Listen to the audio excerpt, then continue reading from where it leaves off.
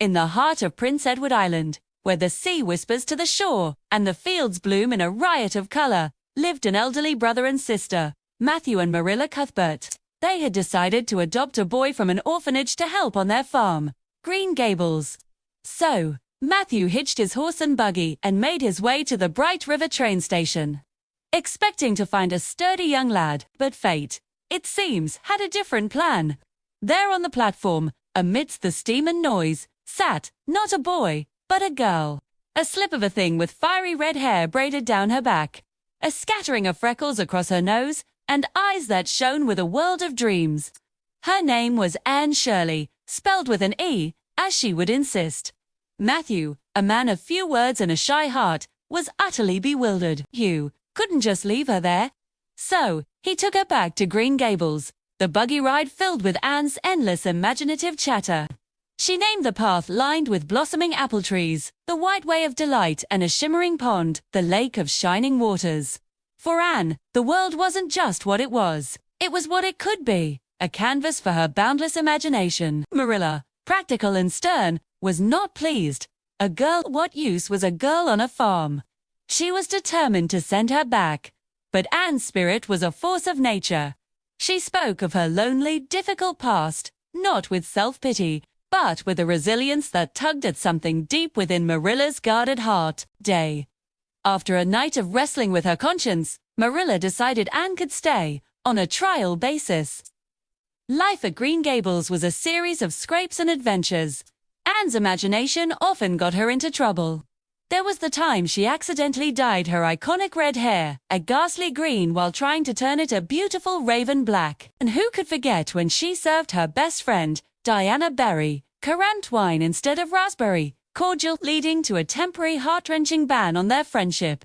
She fell off the roof of a house on a dare, broke a slate over Gilbert Blythe's head for calling her carrots, and recited poetry from a leaking boat that nearly sank in the Lake of Shining Waters. Each mishap was a storm, but Anne always found a rainbow at the end of it. She was dramatic, impulsive, and sometimes exasperating, but her capacity for love and loyalty was immense. Through it all, Anne bloomed. She excelled at school, her quick wit and thirst for knowledge rivaling that of her academic competitor, Gilbert Blythe, v. Their rivalry slowly, almost imperceptibly, blossomed into a deep and abiding respect, and eventually, something more. Anne formed what she called a bosom friendship with Diana Barry, a bond of kindred spirits that would last a lifetime. She won the affection of the stern but secretly tender-hearted Marilla and the quiet, devoted Matthew, who saw in her the daughter they never knew they needed. Green Gables, once a quiet, orderly house, was now filled with laughter, drama, and an abundance of love. It had become a home. As the years passed, Anne grew from a gawky, imaginative orphan into a bright, ambitious young woman. She won the prestigious Avery Scholarship, which would allow her to attend college and pursue her dream of becoming a writer. Her future seemed to stretch before her, a sunlit path of endless possibility. But just as her dreams were about to take flight, tragedy struck. Gentle, kind-hearted Matthew passed away suddenly from a heart attack, leaving Green Gables and a grief-stricken Marilla behind. In that moment of profound loss, Anne made a choice that defined her character. She gave up her scholarship, her ticket to a wider world, and chose to stay at Green Gables to care for Marilla, who was losing her eyesight. She would teach at the nearby comedy school instead.